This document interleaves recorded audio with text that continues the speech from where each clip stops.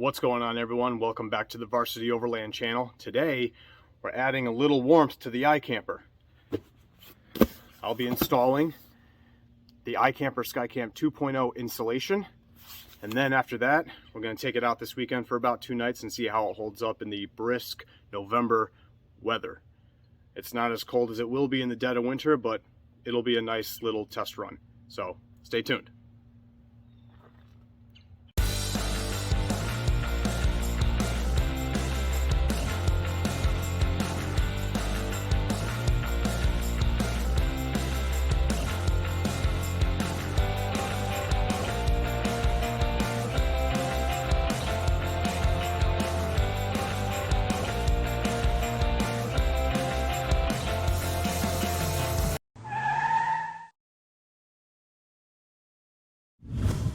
Alright, so I already got the box cut open. Haven't unpacked anything yet. I am normally impressed with how well iCamper stores their shipping items. This doesn't look half bad. So it looks like the entire insulation tent kind of like contraption is stored inside this nice iCamper bag. You know, that way in the spring and summer when you start to take everything apart, you've got something to store it in.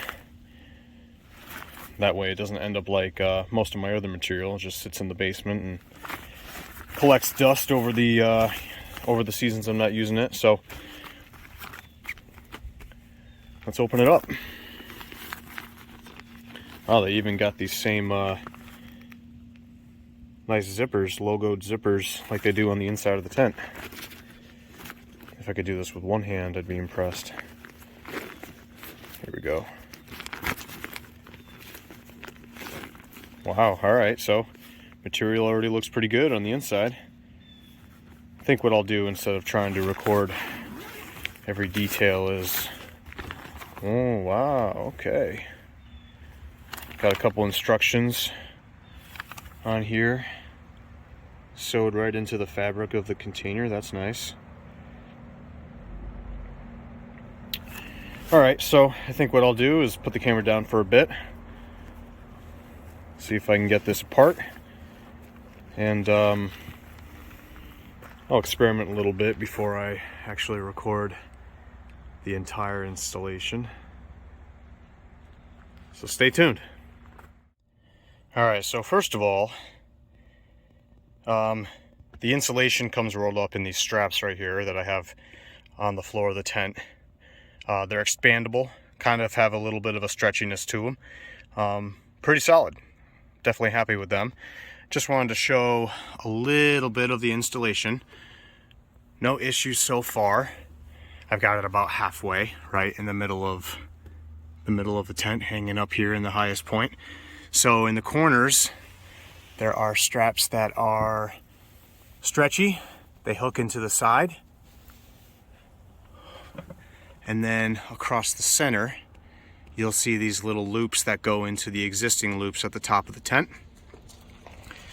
And then you can see on the bottom, there's a few of these clips, circular clips, that will eventually go onto the pole, kind of like the structure, the skeleton of the tent. All right, so just about midway. I'm going to keep going and show you what it looks like when it's finished. All right, so fast forward 10 minutes later. Got the whole thing installed. You're looking at the front door now. So unzipper the original door, and underneath that got the insulated door.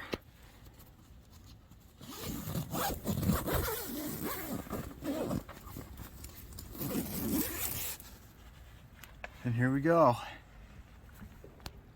Okay, so the whole thing is installed.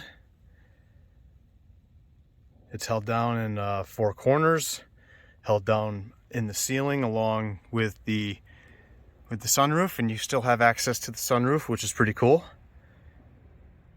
and then it is also attached to the poles.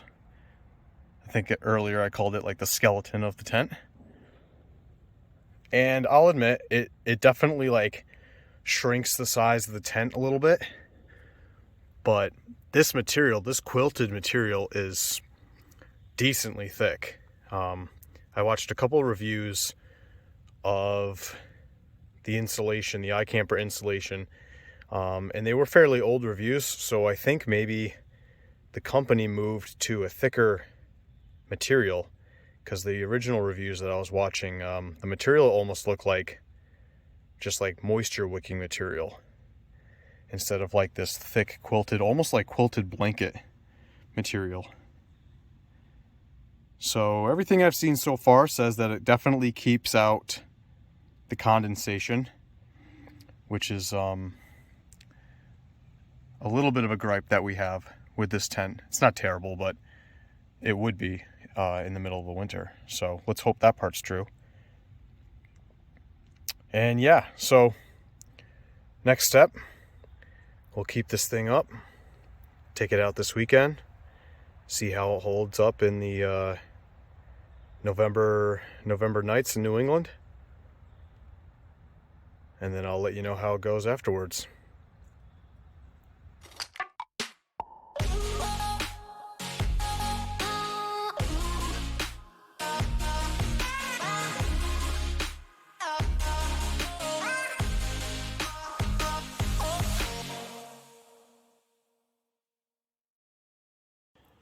I wanted to take a moment to bring up 2 points you might want to consider if you plan on using your iKamper in the snow. Number one, if it is snowing or if there's snow piled on top of the tent itself, it's going to be very hard to keep it out of the main entrance. I would recommend getting one of the rain flies or rain guards that iKamper sells that you can attach to the main entrance. I definitely know I would have appreciated something like that on this trip. Or you could even go with an annex room. To further solidify that point, my second point would be the ladder is likely to freeze on you, especially if it is snowing. Our ladder had trouble closing. I had to fight with it quite a bit, eventually knocked it free of the ice and was able to close it up. So those 2 points are unrelated to the iKamper installation, but after experiencing what I had on this trip, I definitely wanted to bring them up. All right, people, so we literally just got home from a 2-day trip, and we ended up taking the tent a little test run with the iKamper installation, taking it up to Vermont. And as you can see, we brought back some Vermont snow with us. I had mentioned earlier that I was going to try to do, kind of like a brief test of how the insulation will hold up in the November New England weather. And I think I kind of skipped that part and just went straight into the worst of it, going up to Vermont. We were in the Green Mountains and they had a pretty big snowstorm last night. So I'd call this as honest a review as any. But yeah, we learned a couple things about the installation as well as the iKamper in general. So I'm just going to recap a couple of the points I want to make once I get this whole thing set up so it can air out. All right, so I got the tent opened up. I have one of the windows open. I have the main door open. Just to let things air out and thaw a little bit. First thing you might notice, where's the insulation? Well, no matter how hard I tried, and I did this before we even left, so it's not like I was doing this part in the snow, but no matter how hard I tried, I could not get the insulation to stay inside the tent while closing the tent. And I read some information on iKamper's website, and they say that technically you are supposed to disassemble the insulation, but you can still leave it tucked into, I think they say, the back corner or the back half of the tent itself. So you can disconnect it from all the poles, disconnect it from all the corners, fold it up and leave it in the back half of the tent or back corner of the tent, and then close it up. And even still, that was not happening for us. Technically, I was able to close the tent, but it required some amount of extreme force to get those clamps to lock up. And I just wasn't comfortable driving like that. I was afraid that, you know, some pothole in the road or some off-roading that we were doing while we were out on the trails would have put too much pressure on the clamps and caused something to crack, and that's just a whole other headache I don't want to deal with. So if you have better experience with the iKamper insulation, closing up the tent while the insulation is still inside, please comment down below and let me know how that was made possible. All right, now moving on to how the insulation itself actually worked. It was great. The low that we were able to see, the low temperature we were able to see while we were in Vermont was in the low 20s. I think this morning when we got up, it was like 20 or 21 degrees, which probably means overnight it was even colder. The wind was howling like crazy, shaking the tent. But as far as us being warm, we were warm. We were comfortably warm. I mean, obviously, like any other tent or anything else, once you get to the corner, you know, you stick your foot, you stick your hand, you stick your head to one of the corners, you're gonna definitely feel a chill, but everything, you know, towards the center was nice and warm. We did have a heated blanket that we used just to warm up our sleeping bag, but then we turned it off, so that was like a 15-minute thing. Only thing I'm going to mention is, and you could probably still see it, the water that is accumulated on the metal on the inside of the iKamper. It goes all the way up and it goes all the way around the perimeter of where the hard shell meets the soft shell. And I'm not sure if that is leakage or if it's condensation. I'm hoping it's condensation because I'm having a hard time finding any leaks on the opposite side. But then we'll also notice, and this is probably going to be harder for you to see, right here you can see a little bit discoloration. Those are actually ice crystals that are forming a little bit on the inside of the shell. So while the insulation was warm and dry the entire time, the actual tent material was starting to freeze slightly. So keep that in mind while you're using this insulation for the iKamper. All right, folks, well, that's about all the time that I have for today's video. I'd say overall rating the iKamper Skycamp 2.0 insulation, I'd rate it fairly high. Out of 10, I'd probably give it an 8, 8.5, 9, something like that. It works, it keeps us warm. It definitely kind of like shrinks the interior of the tent, like the space inside the tent a little bit, but I mean, that's a small sacrifice to be made to stay warm.